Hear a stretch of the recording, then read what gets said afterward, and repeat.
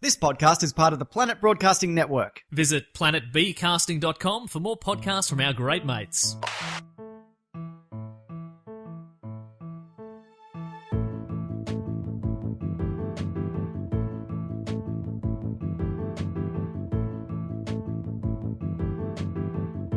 Hello and welcome to another episode of Do Go On. My name is Dave Warnocky and I'm here with Jess Perkins and Matt Stewart. As always, hello. As always, hello to you two. And as always, hello to you three.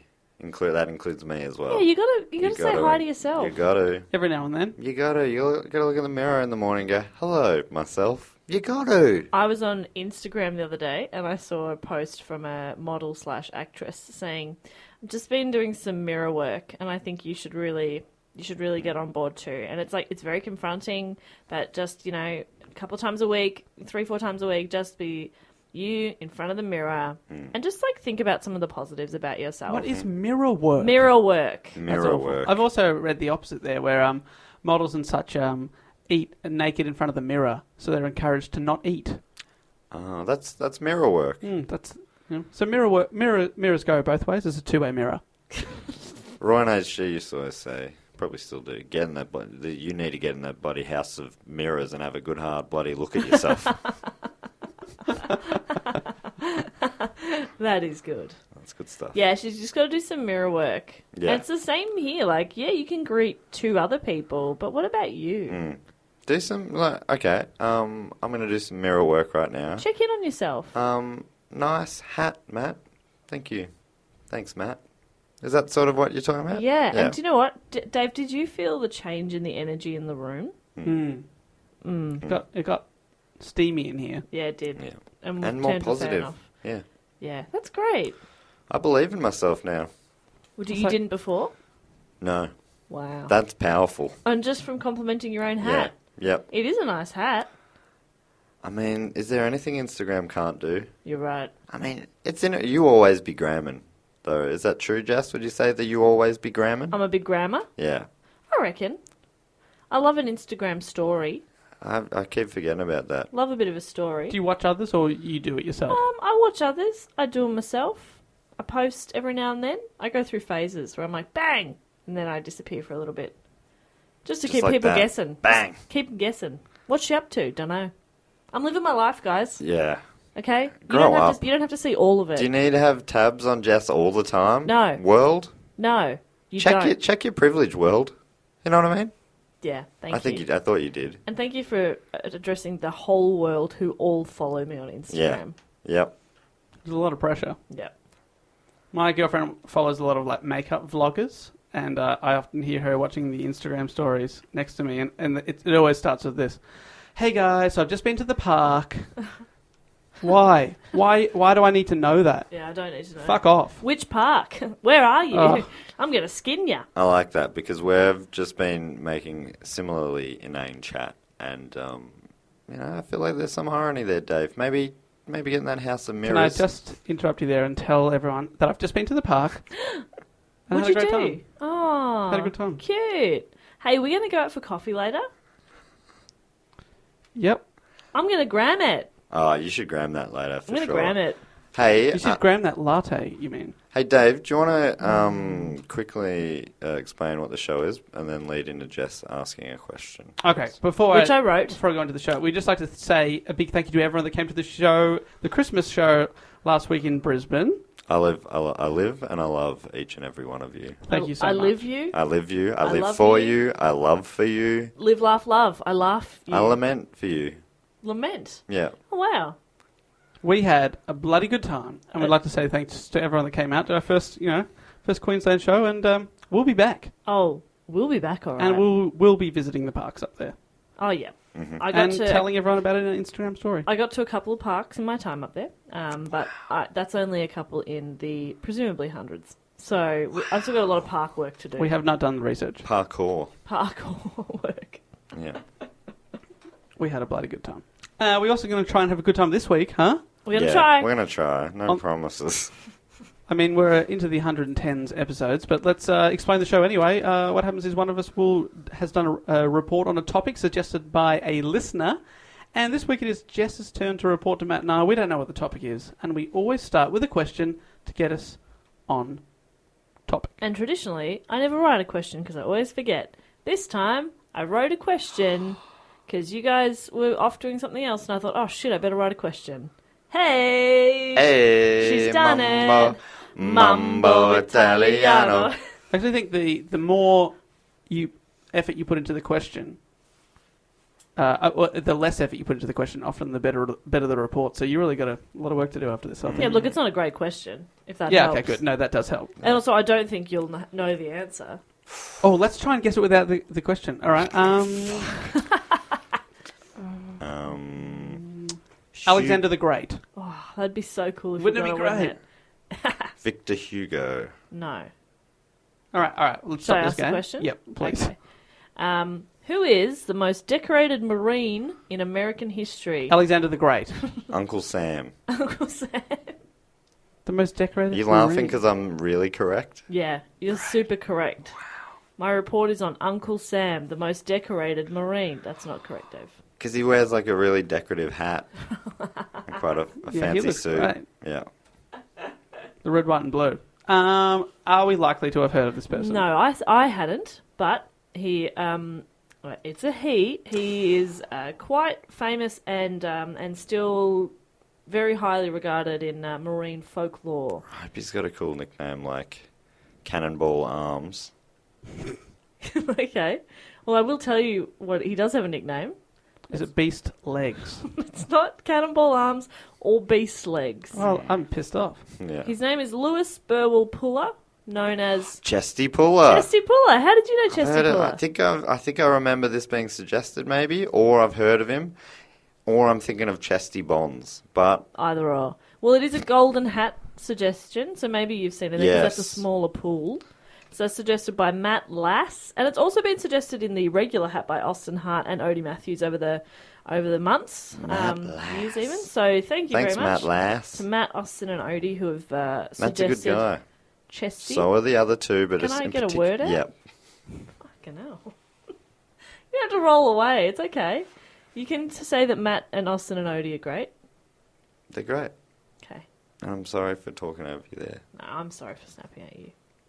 Can we be friends? Yeah, I'd Let's love to hear shake on it about. and start again. I'd bloody love to hear about Chesty Puller. I'd love to hear about Chesty LaRue. Have you heard of Chesty Puller at all? No, I don't think I have. No, I hadn't either. So, I will tell you. I couldn't even tell you what war we're talking. I reckon we're talking like. Is it a World War II badass? No, I'm thinking later, right? I'm thinking Vietnam. It's a few of them.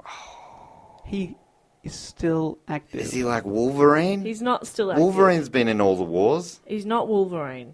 He's a real person. He doesn't have Wolverine's claws not a real coming out of person. his knuckles.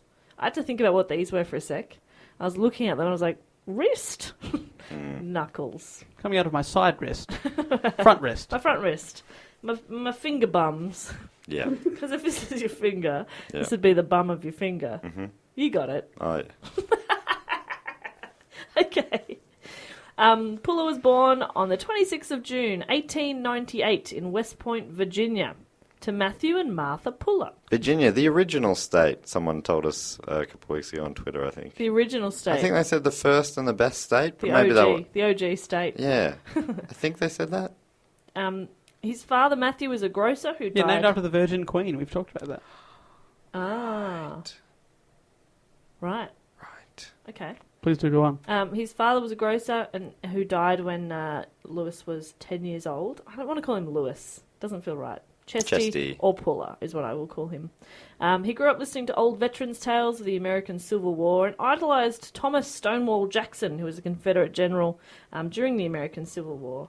He wanted to enlist in the U.S. Army to fight in the border war with Mexico in 1916, but he was too young, and his mother wouldn't give him parental consent either, so he didn't get She to. wouldn't write a letter to the general saying, It's fine. okay. Take You can- my child. You can only go to the war if there's a guardian with them. Mum's going to go Mum's going to everywhere. be with them in the front line. Mom! Mum, come on, we've got to go to the trench. That's the really cool, lovely parents who are there at like, a concert or something with Yeah. their kid. And it's like that in the war as well. You will see a few loving mums and dads Yeah. standing side by side Yeah, it's with a their see- boy. Or girls. It's a sea of khaki, and they're just wearing like some sort of like woolen sweater. Yeah. I'm imagining Matt as a parent, like at a gig in 20 years' time. I'll be. Oh, you probably wouldn't need to. Except you're the coolest person there somehow. Yeah. But no, they're also the ones that aren't standing side by side. They're out the front in the car, waiting at the front of the wall, Listening to 3AW on the radio. Yeah. Like Homer did when Bart was saying Spinal Tap. Spinal Tap. There was a little Spanish flea. So you're waiting in the car at the wall? At the wall, yeah. Okay. Just out the front. I'm here if you need. Let me know. Give me a call if anything goes wrong in the war. And remember, once the show's finished, once the war's over, you come straight You back. come straight back to the car. Okay. We've got to get home. And No dawdling. No, you can't have $40 for a T-shirt. No, I'm not giving you $40 for a T-shirt. Prank me, and I'll get the car running. All right? Prank me twice, and I'll come and get you. Yeah. Prank me 3 times. Shame on me. Okay, so that was 1916. He wanted to enlist, but he was too young. The next year, in 1917, he enrolled at the Virginia Military Institute, but left after a year with hopes of fighting in World War I, which was still happening. He was assigned instead to train recruits in South Carolina, and in 1919 he graduated from Officer Training School as a second lieutenant, but was immediately placed on the inactive list because of post-war troop reductions. So they didn't, like, the war's over, we don't need as many people. So you got there a bit late. Yeah, it was a bit late to World War One. Hey, don't worry, there's something coming up real soon. Yeah. He re-enlisted as a corporal and was deployed to Haiti for 5 years to train the newly formed constabulary. It's always a hard word. Did I say it right? Yeah. You nailed that. Nailed it. You could have just moved on, and I would have been back in my mind thinking, she nailed that. I mean, it's funny Thank you. that there's a small group of people who are disappointed when a war ends. Oh, I was coming here for the war. Yeah. And everyone else is like, oh, thank God this awful thing is over. Yeah. But some people just they live to fight for their country or whatever. Yeah. It's like, no, I really wanted to help out. It's a funny. It's like Burke. Remember Burke went over to the Crimean War but got there too late? Yeah, fuck, you've got to go back now. Ah, Burke of Burke and Wills, right? Yeah. I just wanted to have a war. We've now got multiple Burkes in our canon. It's confusing. So yeah, he was there to train the newly formed constabulary force of Haitian enlisted personnel and Marine officers. He returned to the US in 1924 and received his commission again as a second lieutenant. So now he's a second lieutenant. Once he was back in the US, he completed assignments in various places, including the Marine Barracks in Norfolk in Virginia, Quantico in Virginia as well, and Pearl Harbor and San Diego. So he's moved around the States a little bit. Quantico, that's where the FBI is, I think. Because I watched Mindhunter recently, and that's all set in. I was wondering why Quantico. that sounded so familiar. Yeah, Yeah. they always talk about it on like NCIS and stuff as well. Yeah. NCIS. What a show. It is a great show. Oh, I said what a show. I'm so sorry. I thought you said what a bad show. He's so defensive. Annie loves a crime drama. Really? Loves it. So she would love the early 2000s was massive for you. Mad the for it. CSIs. We really enjoyed Criminal Minds. It's like the psychology. That's Oh, interesting. but I reckon that was always a bit too nasty for me. yeah. It always ended with them finding someone like, chained to a bed being electrocuted. probably was a bit too nasty for you, wasn't it? Yeah. Bloody soft. I prefer NCIS when they have like a comical goth character just to take away from the nastiness. And she was playing like a young woman. Well, I mean, not that it's all relative, but she was like in her late 40s. Yeah, she's nearly 50 now. Yeah. Really? Paulie Perrette. Yeah. Paulie Perrette. She just quit. Abby Shuto. God, okay, yep. I love the first 7 series or so. Oh my What? god. I've never seen it. I always thought that was just a show that no one really watched apart from really Dave. normal people. Like Dave. Yeah, I keep them going. It just seemed like that kind of show. It's like, it's always on, so people must watch it. Just no one I know. No, they advertise it as the most watched crime. I think it's the most successful crime drama in the Really? world. Most watched. I just assumed it was really bad. What about Blue Heelers? Second most watched. Thank you. You assumed it was bad. I feel that way. I felt that way, and I'm about to get a lot of tweets about this, about the Planet of the Apes films. I thought no one watched those and everyone thought they were shit out. Yeah, apparently the Apparently new pe- ones have been, really Apparently good. people really like them. I only discovered that at work when I was like, who would watch that shit? When a trailer came on, and people were like, What do you mean? It's great. I think it was because the names are so ridiculous. Oh, It they was look... like beginning of the start of the Planet of the Yeah. Apes. Too Oh. many Yeah. authors. Yeah, just get to the point. What are we doing? Speaking of getting to the point. Yeah, all right, back to NCIS. Well, everyone really wants to talk about Anthony Dinozzo. What a character. What a guy. Tony. What's the other guy's name who lost a lot of weight? Proby, Proby. McGee. McGee, that's right. And his stepfather is the creator of the show, so there you go. Nepotism. It's who you know. That's always nepotism. In and all showbiz. that. Yeah, it's who you know. Tell you what, It's about it's who your stepson of, not who your Stepfather of. father. Yeah. That's what I always say. You do say that a lot, and until now it's never made sense. Yeah. Yeah, but now all of a sudden I'm like, I get it. Hey, Yep. do go on about Chesty Puller. Yeah, cool. Don't remember him from NCIS. So he's come back to the States in 1924, and over about 4 years he's working at all these different places. In December of 1928, he was assigned to the Nicaraguan National Guard. Absolutely detachment. nailed it. You saw my hesitation. So from February 16th to August 19th of 1930, he led 5 successive engagements against superior numbers of armed bandit forces. For these actions, he received his first Navy Cross. The Navy Cross is the United States military's second highest decoration awarded for valor in combat. First of quite a few, by the way. So that was his first Navy Cross for that. It's kind of similar, I find, to like when we talked about Upham and the Victoria Cross. It's kind of like it's always an act of extraordinary bravery, but you never get too many of the gory details. Right. So you're never 100% sure exactly what they've done. And so it's hard to imagine, but They know what they did. they know what they bloody did. No, but do you know what I mean? Like they're quite humble about it. They don't really talk about it so much. You're like, 'Cause what did you do? What needed to be done? yeah, exactly, Okay. exactly. It would be full on stuff as well. I Oh imagine. yeah, It would have to be. for them to win these awards. Absolutely, yeah. So it's pretty full on. How many intestines did you pull out? Yeah, I don't want to talk about it. Fair enough. The Navy Cross is just a bit more information about it. It's awarded primarily to a member of either the US Navy, the Marine Corps, or the Coast Guard for extraordinary heroism. So he's saved a lot of lives and probably killed a lot of people too. It all works out. Yeah, balances out. One door closes. Another window opens. Yeah. And someone falls through it, and you claim the credit. On his second tour of Nicaragua in 1932, Puller earned another Navy Cross for his gallantry in fighting local rebel forces during a daring 10-day march. Forces. The Emperor. The Oh, yeah. Nicaraguan Emperor. And after his services in Nicaragua, it's a really hard combination of sounds. Well, yeah, you're nailing it. It's very satisfying to hear. Okay, good.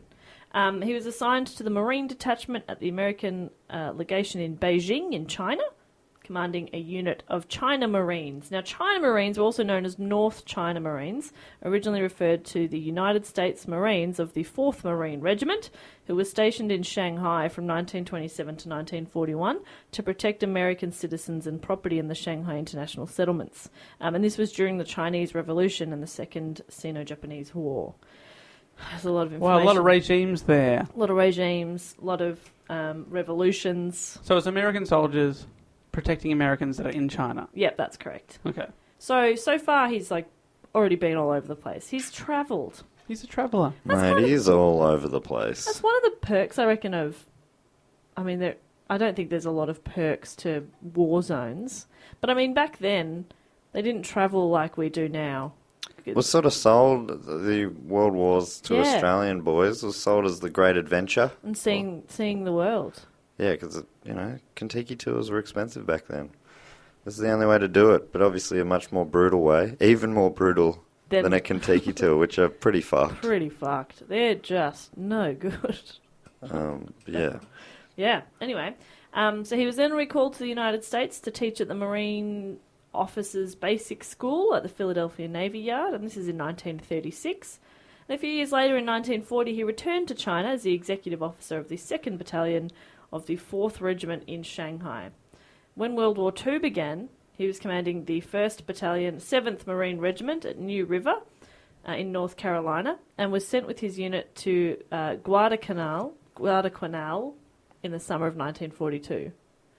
Hello, Mara. Hello, Guada.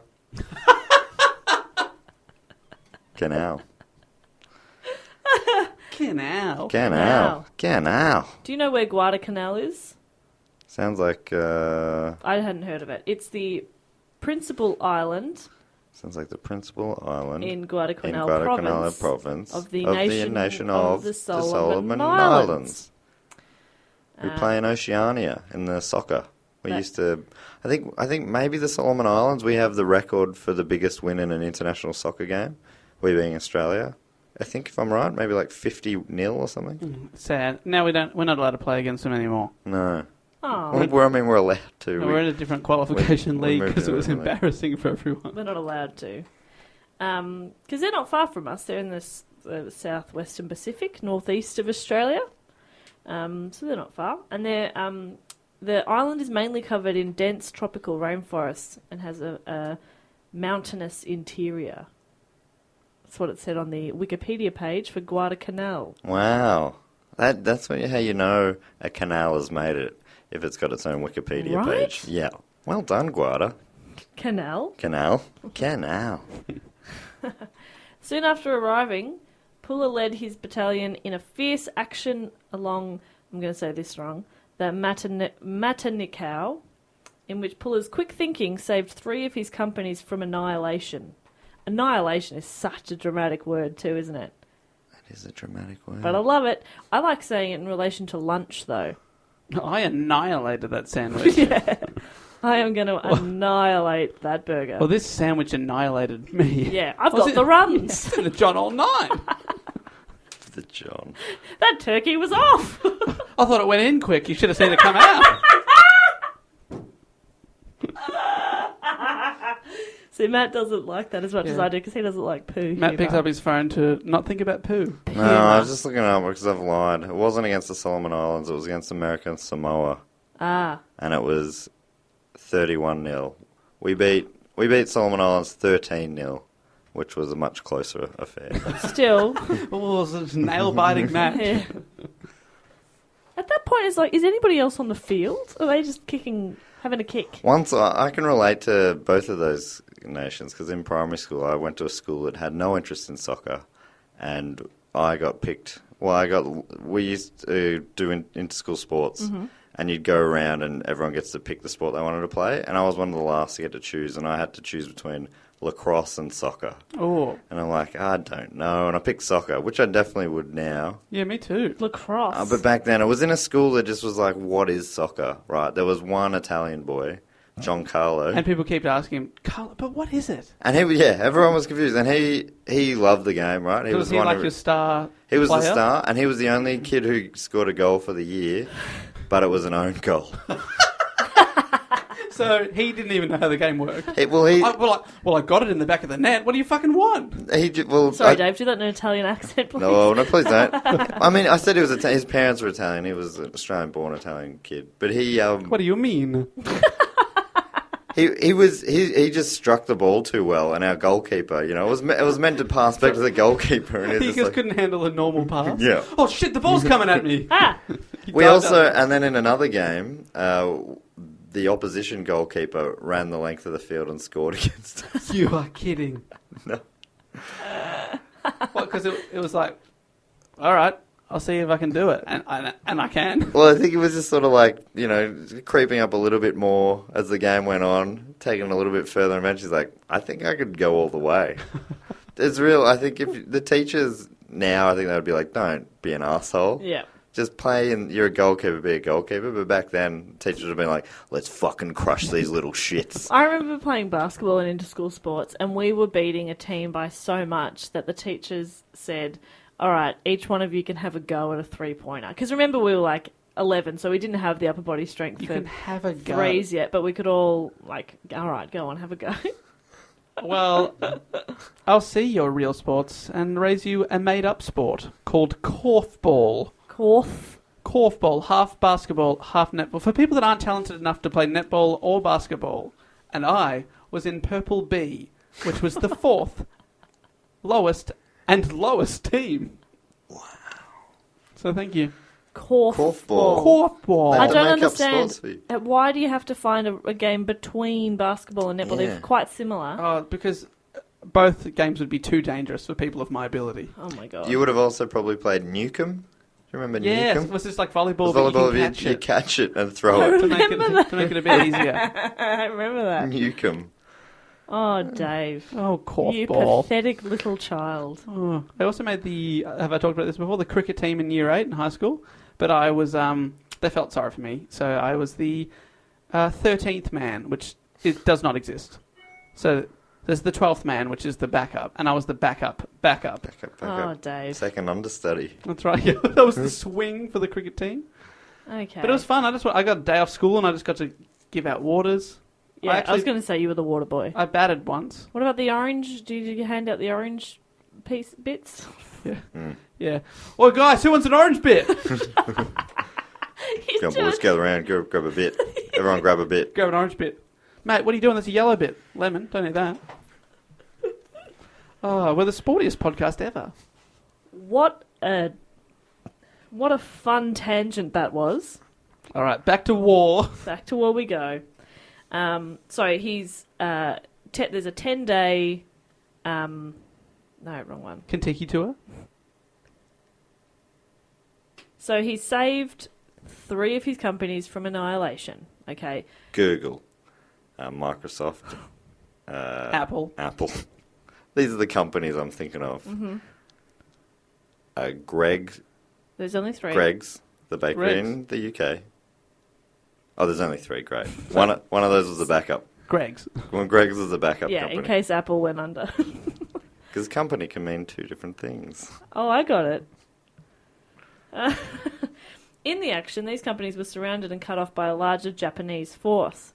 Puller ran to the shore, signalled a U.S. Navy destroyer, the USS Ballard, and then Puller directed the destroyer to provide fire support while a landing craft rescued his Marines from their position.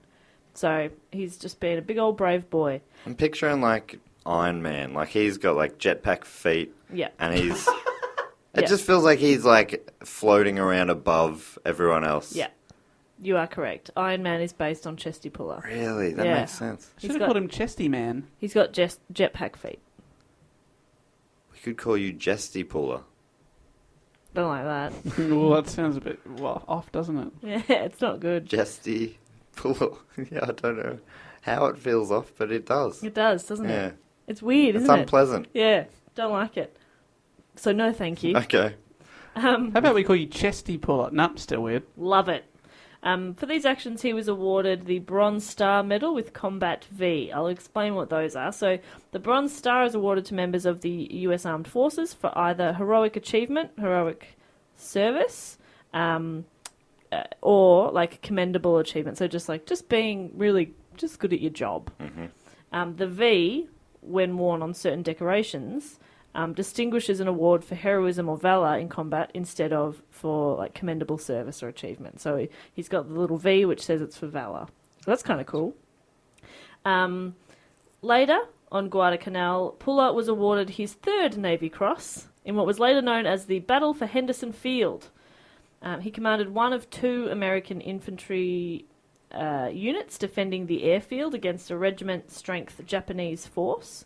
In a firefight on the night of October 24th in 1942, lasting about 3 hours, the 2 US units sustained 70 casualties. The Japanese force suffered over 1,400 killed in action. Whoa. Because casualties means injured as well. That doesn't necessarily mean they're all dead. Holy shit. So- That's Huge. 20 times. Yeah. Yeah, the Americans held the airfield. So they were defending an airfield at that stage, and they defended it. That's incredible, isn't it? It's hectic numbers. Heckers. He was promoted to executive officer of the 7th Marine Regiment, and he earned his 4th Navy Cross in January of 1944 at Cape Gloucester in New Britain, when he braved enemy fire to inspire his men during a Japanese counterattack. attacked. So at this point, when he puts his medals on, he is walking Lopsided. Lopsidedly. Yeah, he's got a limp, and his legs are fine. That's why he's called Chesty, is because his pecs are so big. From carrying around medals. Yeah. 9 kilos of medals. I want to read out some of the citation for that Navy Cross. So it says, assigned temporary command of the 3rd Battalion, 7th Marines, from the 4th to 9th of January, Lieutenant Colonel Puller quickly reorganised and advanced his unit, effecting the seizure of the objective without delay. Assuming additional duty in command of the 3rd Battalion, 5th Marines, from 7th to 8th of January, after the commanding officer and executive officer had been wounded, Lieutenant Colonel Puller unhesitatingly exposed himself to rifle, machine gun and mortar fire from strongly entrenched Japanese positions to move from company to company in his front line, reorganising and maintaining a critical position along a fire-swept ridge. His forceful leadership and gallant fighting spirit under the most hazardous conditions were contributing factors in the defeat of the enemy during this campaign and in keeping with the highest traditions of the United States Navy services. So he was being shot at, and it was also on fire. there's fire, there's machine guns. And he's going from company to company. Just inspiring him, just communicating effectively. It's really another language, army talk. Yeah. Like, I'm struggling to keep up with what's going on here. Yeah. There's a lot going on. There is a lot. And they talk, it's all talk in such sort of like cold language. Yeah. It's just like matter of fact, where I'd be saying, and then the fucking thing was on fire, and I don't know, shooting everywhere, and oh my god, I don't know what's going on. And they're like, anyway, and then We're an emotional type. I was walking around, and my decks were full. Didn't have time to clean them out. Dacks are pants. Dave's implying he shat himself. And then he packed his dacks. He packed his dacks. Colloquially speaking. I'm packing my dacks. He's a dack packer. Luckily, I had an extra pair of dacks in my backpack. Oh my god. Oh my god. Oh my god. You guys. So in September and October of 1944, he led the 1st Marine Regiment into the protracted battle on Peleliu, one of the bloodiest battles in Marine Corps history, and received his first of 2 Legion of Merit awards. He returned to the US the following month to train recruits at Camp Lejeune, where he remained for the rest of the war. After the war, he was made director of the 8th Reserve District at New Orleans and later commanded the Marine Barracks at Pearl Harbor. So he's just like, he's out in the battle.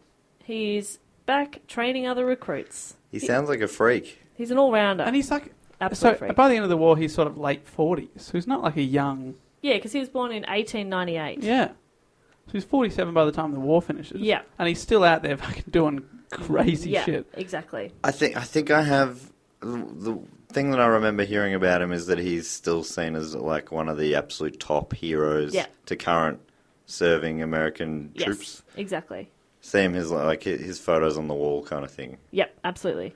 And I talk about him sort of in their folklore as well. Oh, cool. Yeah, I think he's still very much... and I looked at quite a few YouTube videos, and some of the comments and stuff were obviously from Marines, and they, really look up to him. It's amazing. You know who was a former Marine? And that is Leroy Jethro Gibbs, the main character from NCIS. He was a gunnery sergeant.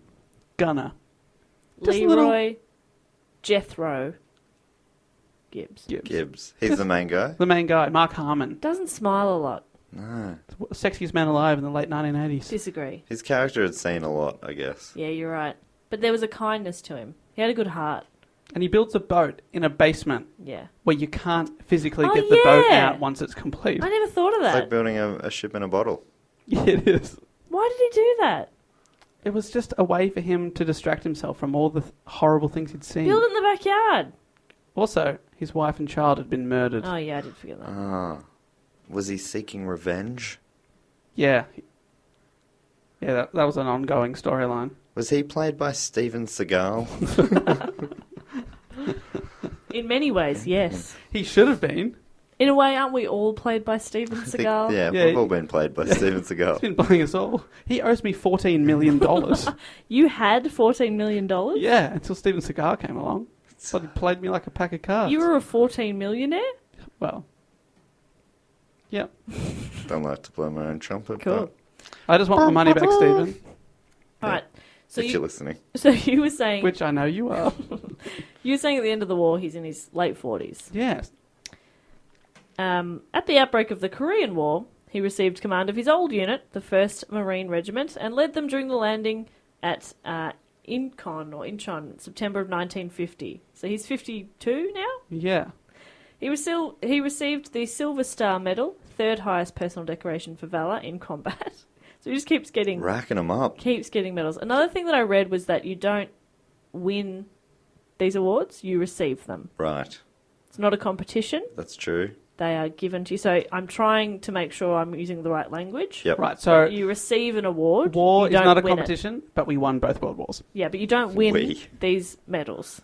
You receive them. Right, that's very good thing to note. Yeah, I thought that was kind of interesting. And it is. I think it's quite amazing that. So he's obviously pretty senior now, Yeah. and often a lot of the senior people don't have to go out to the front No, line, they sit at the desk. but he's still out there Yeah, he led from the doing the front. crazy shit. And I think that's one of the things, or one of the reasons why he is so highly regarded, is because he truly led by example. Like, he led from the front. So he was very much out there with them, which is pretty cool. For leadership from September 15 through to November 2nd, he was awarded his 2nd Legion of Merit as well. So he's just racking up all these medals. It's racking up an official military term. Yes. Yes. Oi, mate, how many did you rack up on the weekend? Oh, just a couple of military stars, thanks, mate. No big deal. He was awarded the Distinguished Service Cross from the U.S. Army for heroism in action from November 29th to December 4, and his 5th Navy Cross for heroism during 1950 at the Battle of Chosin Reservoir. 5. It was during that battle that he said the famous line, "We've been looking for the enemy for some time now. We've finally found him. We're surrounded." That simplifies things. He's got some really good quotes too. Lots of Chesty quotes are very... I would have said, they're everywhere, fuck! I would have said, well, I mean, we've had a good run.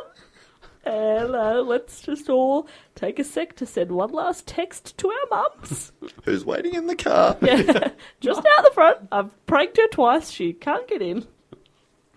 Mama. Oh, I reckon my mum would pick me up from war. Yeah. Do you reckon? Yeah. I reckon she'd give you a lift too.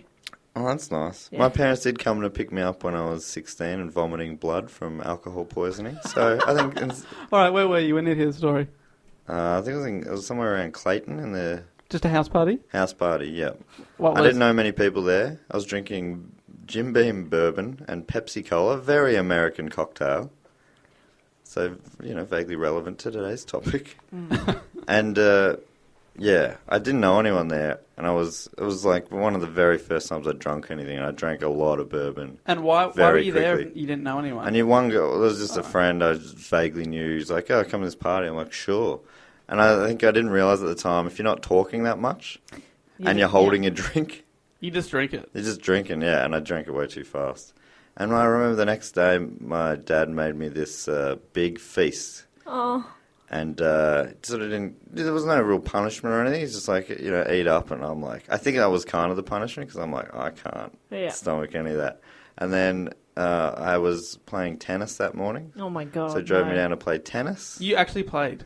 And I played. I threw the game, to be honest. Oh, I pulled a curious. Yeah. But it was... Yeah. I remember Mum being very disappointed because she was like, you told us you didn't drink when we asked. And I'm like, Mum, what was I going to say? Yeah. I'm going to get fuck-eyed tonight? See ya. See ya. I'm underage. Bye. Bye. Yeah. Anyway, I learned a lesson that night and I've never drunk alcohol again. That's true. Certainly not very much Jim Beam, that's for sure. Yeah, it's funny how something will put you off. Yeah, nearly dying. It's so funny. Legit vomiting blood. That's what they told me. I don't remember it. Yeah, real bad. Don't drink, kids. Thanks, Matt. I'm talking to Dave and Jess. Yes, Dad. I won't. See? Yeah, you guys are very responsible. You'll see me with a saved us. beer later and you'll be like, but when I asked you if you drank, you said you didn't. I'll slap it out of your hand. What did you think I was going to say, Matt? You guys are going to love this so much. Right, so he's got his 5th Navy Cross. Matt, do you reckon he's going to get any more? I reckon he might. 6, call it. I just don't think you could win. For starters, in his 50s already. Receive. And, yeah, I'd say I'm going to guess 7. Just because Jess is smiling like there's more to come. Well, no, what I'm thinking is, okay, maybe he might not receive more awards, but maybe a promotion Uncle to Sam?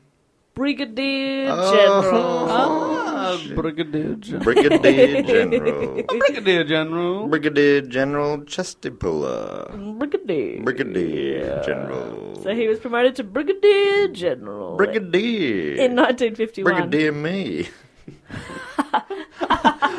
Yeah, he looks like, it looks like we're surrounded. Brigadier me. It was only Brigadier General for a couple of years because then he was made Major General in 1953. Oh. Not as fun. So he was demoted. Yeah, but What did he do? Brigadier General. It'll So always be good. Brigadier to me.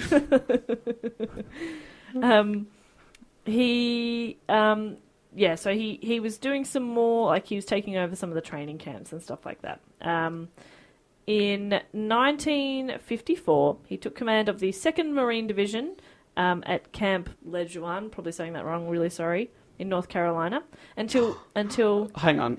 North Carolina. That reminds me of a fact that Matt once told me. Yeah, what was it, Dave?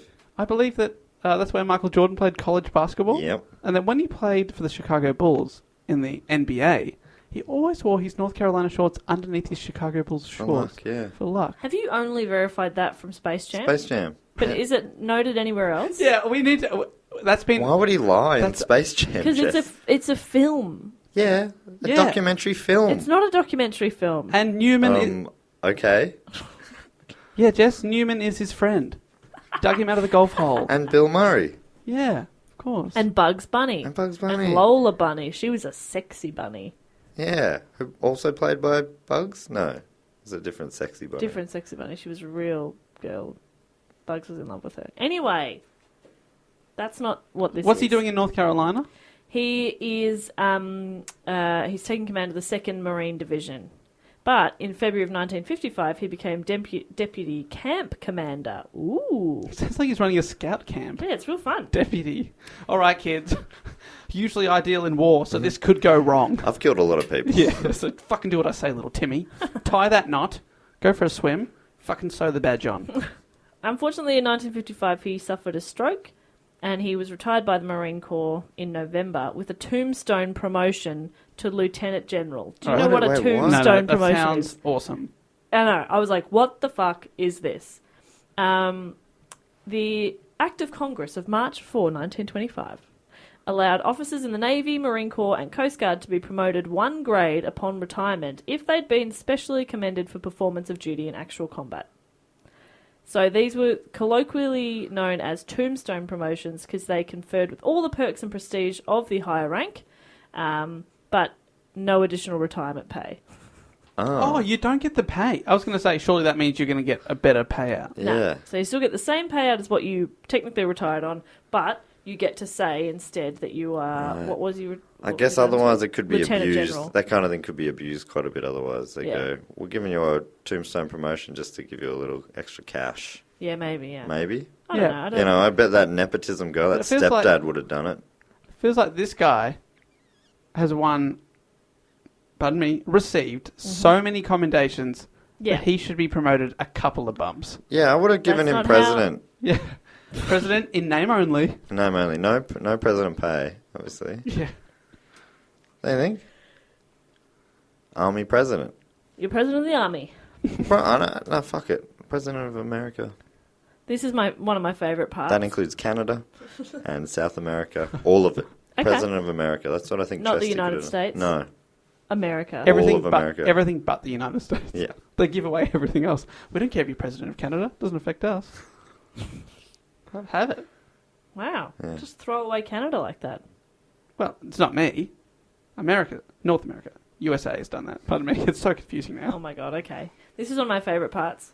He requested a return to service in 1966 to fight in Vietnam. 66, a very good year. That's the year the St Kilda Football Club won their premiership, and also England won their only World Cup soccer champion Okay. trophy. Do you have any evidence of this apart from the film Space Jam? No. Where they obviously talked about both of those Yeah, things. that dialogue with Bill Murray and Michael Jordan and one of the Monstars, who had taken over the body of Patrick Ewing, had that famous chat in the bar. Okay, well, it was also 11 years after Chesty had retired. Is this so 11 years after he'd had a stroke? 11 years after When his he's stroke and 68. retirement. It's 1966, and he asked if he could return to service. And they were like, no, Chesty, because you're 68 and you're retired. A couple more things. His son, Louis Burl Puller Jr., also served as a Marine officer. And Puller Jr. was wounded when he tripped a booby trap, losing his right leg at the hip, his left leg below the knee, his left hand, and most of his fingers on his right hand in the explosion. That's a nasty look. Yeah. The shell riddled his body with shrapnel, and he lingered. He was nearly dead for several days. He dropped to like 55 pounds, but he did survive. Fuck. And those who knew him said that it was primarily because of his iron will and his stubborn refusal to die that he survived.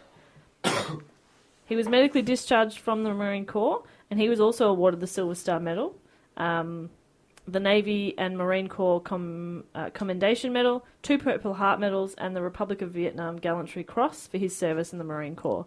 So following in his father's footsteps there, Yeah. quite a decorated soldier himself.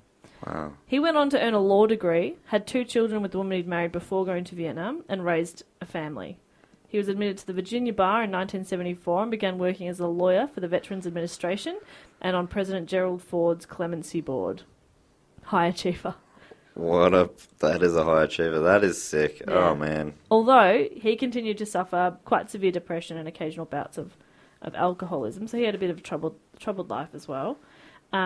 He won the 1992 Pulitzer Prize for his autobiography Fortunate Son, The Healing of a Vietnam Vet. Wow.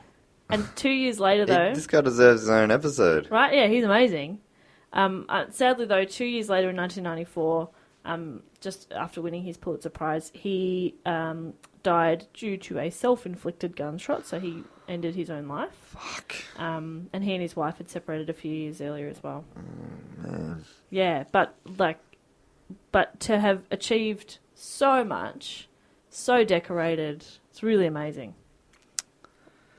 The original Louis Chesty, he died in October of 1971 at the age of 73. And he was buried in Saluda in Middlesex County, where he had spent his retirement. So just passed away. Well, not a bad life for someone who lived obviously a pretty tough life. Really tough life, absolutely. So a couple. And then saw his son go through all that as well. Yeah. No, exactly. Yeah. Couple of quick things, just a few little like stories here and stuff. I guess they're kind of like fun facts, but not quite. There's a few here that are like namesakes and honours, different things that have been named after him. In 2017, actually, only sort of last month, a groundbreaking ceremony was held for the Puller Veterans Care Centre located in Vint Hill in Virginia. There's going to be a centre named after him. There was a warship called the Louis B. Puller that was named after him, which is pretty cool. Great name. It was a really good name for a tugboat. Yeah. Puller. The headquarters building for the 2nd Fleet Anti-Terrorism Security Team is named Puller Hall in his honour. Wow. And Route 33 in Middlesex County, Virginia is named the General Puller Highway, which is kind of cool. Yeah, he's got a lot of stuff. Yeah.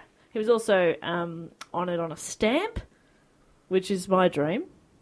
Is it really? Yep.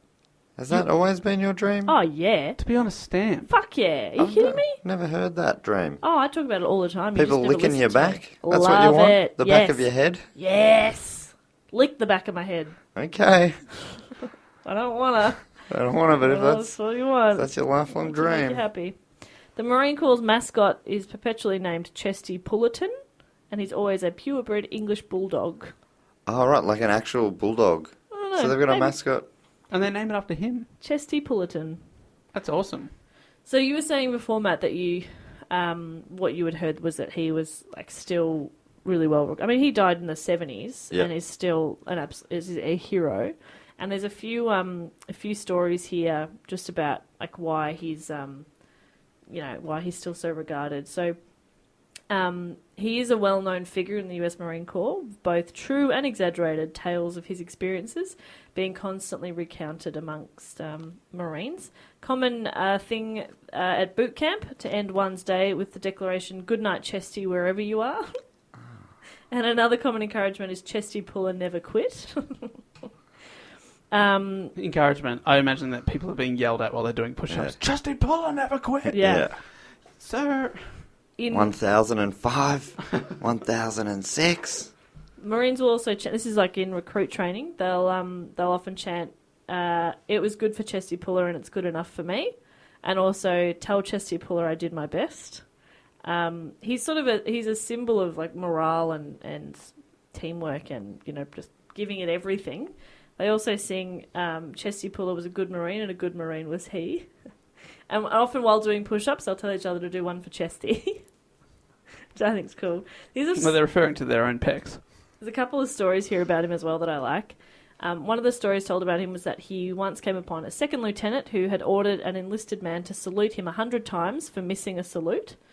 Puller told the lieutenant, "You were absolutely correct in making him salute you 100 times, but you know that an officer must return every salute he receives. Now return them all and I'll keep count." How good's that? And this is one that's really fun. While on duty in Hawaii inspecting the armory, Puller fined himself $100 for accidentally discharging a .45 caliber pistol indoors, although the charge for his men was only $20. But he's like, "No, I shouldn't have discharged that $100. He just accidentally discharged his gun. Now, that sounds like something I would do. The nickname, Chesty, some people say that it was because he had a big, broad chest. Yep. Others say that it was sort of meant sort of cocky. But even Chesty himself, not entirely sure where it came from. He once had a chesty cough. And Just couldn't shake he it. couldn't shake the phlegm nor the nickname. Yeah. Now, I would like to end on a quote from reputable website, badassoftheweek.com, if I may. Oh, yeah. Badass. I've definitely used that in a previous report. So good. Badass Of the week. Here's Yeah, I've been on that website. That guy also sells books and stuff. Okay, so Compiles his badasses, so thank you, Badass of the Week. here we go. To end my report on Chesty Puller. Chesty Puller was admired by his men and feared by his enemies. He always led from the front, fighting in the trenches with the men, and never flinched under even the most serious fire. One time a grenade landed next to him, and when the rest of the guys around him dove for cover, he glanced at it and nonchalantly said, "Oh, it's a dud."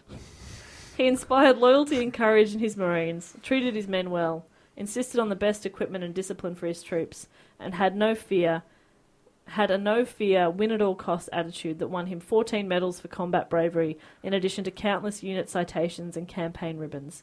He is the most highly decorated Marine in history and a legendary figure amongst his brethren. Oh, I'd love to see a photo of him with the medals. It would be amazing. Yeah. And there's on the internet, I think it's on his Wikipedia page too, it has like how they would be displayed, and there's like 4 rows of medals. It's amazing. It's a lot of rows. You'd need a big chest. It makes you sense. would. It does make sense. And that's my report on Chesty Puller. Oh, Chesty Puller.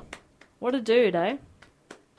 Now, we've had a few World War II and, more badasses now. And he would definitely be up there. Yeah, I I reckon. reckon we've had as many World War stories as serial killers now. Yeah, I think our most Seems to be the next most popular topic people suggestion. It goes mysteries, serial killers, World War badasses. Yeah, badasses. We've got to compile them all into one gang sometime. Yeah. Some sort of Avengers Yes. of World War badasses. I hope I did it justice too. I know that he is, somebody that a lot of people still really look up to, so I hope I did okay. Sorry if I mispronounced anything. Don't tweet at me. I'm very sensitive. Jess is very sensitive, everyone. Only compliment Jess if you at her. Thank you. Yeah, let's just keep the positive vibes. You don't like something, Keep it to yourself. yeah, keep it to yourself. Go about your life. If you like something, share the love. I think that should absolutely be everyone's ideology. You don't understand the internet, Jess. I No, don't. it doesn't at all. But if people did that, the good stuff would still come to the top and people would see it because people would spread it. It's just the bad stuff just wouldn't get any hits, so it would be fine. It would work out a lot better. Anyway. But anyway. Philosophy Corner with Dave. Hi, welcome to Philosophy Corner. Hi, I just went to a park. Hey, Tell me more. Ooh. Obviously, I would like to thank again Matt Lass Yeah. and Matt Lass, the Matt what? Lass, the bad lass. and Austin Hart. The Atlas. World War bad lass. And Austin Hart and Odie Matthews, who suggested this is a topic. Thanks very much, guys, for But mainly Matt Lass. only Matt Lass. But Dave, if you want to do the spiel about how we always thank. Oh, so we always thank everyone that listens to the show because it's amazing that you do and it still blows our minds. But it also blows our minds that people like to support the show via Patreon. Patreon.com/StugoOnPod is where you can chip in a little bit of money each month. Keeps the show going, makes it so we can spend more time researching and talking shit and doing extra stuff. And in exchange, you get some extra stuff, including a bonus episode once a month, newsletters, updates, and also a shout-out at the end of an episode. And I would like to thank some people now. And maybe, Jess, if you'd like to kick us off. Okay, I'd love to. Some beautiful people. I've got a couple of Australians here, which is exciting. Should we be giving them awards? If you think that's appropriate, Jess, do they deserve awards? I think so. I am. As in, like, giving them a title. You know how we've been giving people things? Okay. What do we give them a rank? me. What if we gave them A a rank! Good one, okay. Well, the first person I would like to thank from East Toowoomba in Queensland, it is Luke Robinson. Oh, here's to you, Mr. Robinson. So your rank you're giving him is Mr. Yes, I'm afraid. It's like a surgeon. Yeah, Like, true, you're a it's surgeon. great. You're a surgeon. Oh, good for you, Surgeon Luke. of the army. Oh, army surgeon, like MASH. Yeah, you are MASH. Oh, I love MASH. Really? Yes, MASH is great. Are you Oh. kidding me? Are you kidding Jess, Dave? Oh, first Why planet. are you kidding Jess? Thanks, Sass Twin. Just really disappointed. Are First you kidding, Jess? Why would you be kidding Jess at this point? Sorry. She's just giving us this great report. Now all of a sudden you're kidding her. Don't You're kid a real me. piece of shit. Don't kid me. Dave Nicole Kidman wannabe. So sorry. No, you're not giving yourself titles. Thank you to Yeah, I'm the Nicole Kidman of the army. thank you to Dr. Luke from Toowoomba, and also no. Oh, yeah. Mister. He's higher than Oh, the doctor. sorry, you're right. Sorry, Mr. Luke. I'm so sorry, Mr. Luke.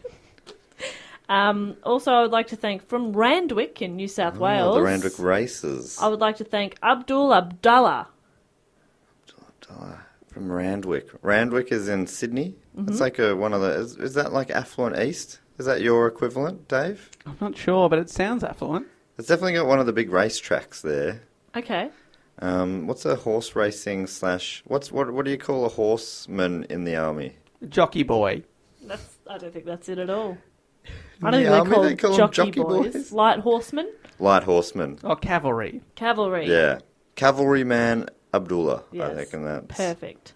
AKA jockey boy. Yeah, well, you know, amongst the lads. Yeah, and you're having a bit of a laugh. I'd love to thank a couple of guys if I can. Please. And the first one from South Australia, Mount Osmond. Oh. There's a place in South Australia. Riley Emerson. Riley Emerson. Riley Emerson. Thanks for your support, Riley. Emerson, Lake and Palmer was a musical trio. What's the music man in the army called? Bugle boy. Bugle Boy. Bugle Boy Emerson. They're all boys. At ease. I know a little bit about the army. I know a little bit of the lingo. I've seen Stripes. Yeah. Another Bill Murray. Yeah, I More love Bill Murray. Thanks so much, Bugle Boy Emerson. Thanks so much for supporting the show. All you guys, like, is this weird? It's like, hey, to thank you, we're going to give you some weird nickname, and this is your thanks. I think they like it. No one's ever tweeted to tell us to fuck off. I mean... And because I just told them not to. Oh, that's Yeah. true. Only I mean, positive sure, vibes. just quietly withdraw your pledge if you hate this. But do it quietly. Bugle boy, stop bloody spouting up your Tooting about bugle. it. Riley Emerson. I'm out. I reckon he is a guitarist or something. Riley Emerson's that's the name of a shredder, I reckon. Don't you reckon? Shreds Yep. the bugle. And I'd also love to thank from Severna Park in Maryland or Maryland. No, you're This right one I the always first get time. wrong. Maryland. Maryland. Maryland. Tora Houseman. Torah, probably. Tora Houseman.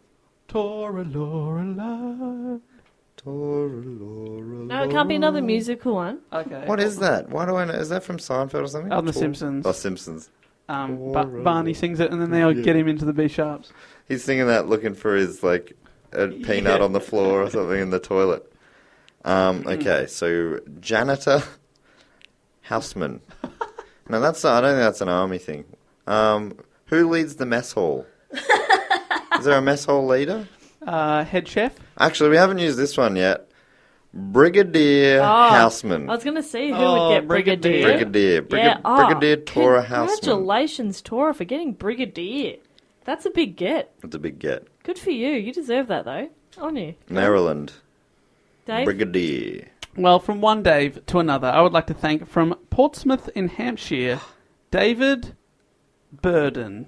David Burden. You're no burden on us, You are Dave. not a burden, David. You know who I saw? I was talking about a few weeks ago, saying Yeovil in the low leagues of soccer. They played a game against Portsmouth. That's who I saw him play. So I saw Portsmouth play live at Yeovil. Who won? Portsmouth smashed them because they were a top level team. Well done, David Burden. Well done indeed. He can be Corporal Burden. And Portsmouth is a port town, obviously, so that makes sense. He'd be a navyman. Corporal Burden, thank you. And from Denver, and this is a note to everyone to update your addresses and make sure they are correct on the Patreon, because I did a bit of researching here. It said Denver, CA. Obviously, that's California. But it's not. It's Denver, CO, Colorado, because I've tracked down your street and everything, and that is yeah, not weird. But from Denver, Alex McRitchie. Oh, that's a good name. Right. And I would like to call Alex McRitchie. CEO. I think there's a chance it's Denver, Canada, as well. We'll double check that.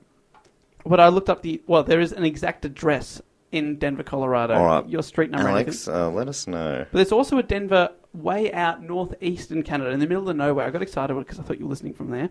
But then I got excited because you're listening from Denver, Colorado. The Just Nuggets, excited in Nugget general. country. And I'd like to call you Alex McRitchie in honour of Leroy Jethro Gibbs from NCIS, Gunnery Sergeant Alex McRitchie. Oh, congratulations, Alex. That's right. a good one. The true NCIS member. Build a boat in your basement, as Gunner would always say.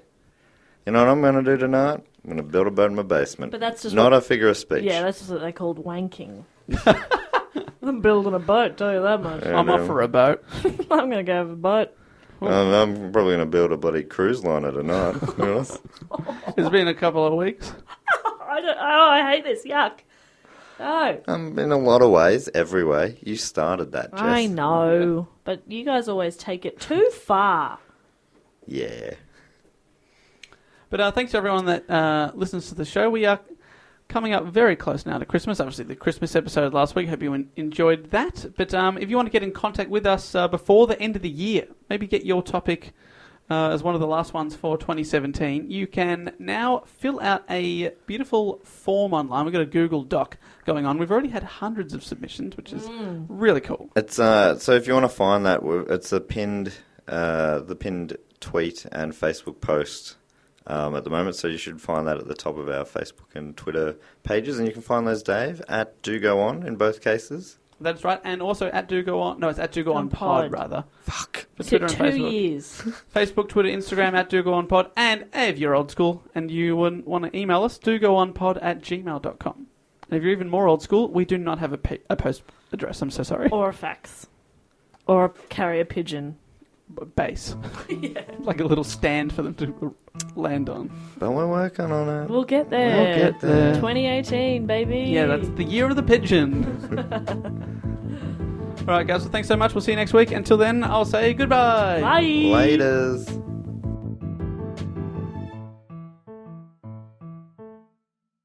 This podcast is part of the Planet Broadcasting Network. Visit planetbcasting.com for more podcasts from our great mates. I mean, if you want. It's up to you.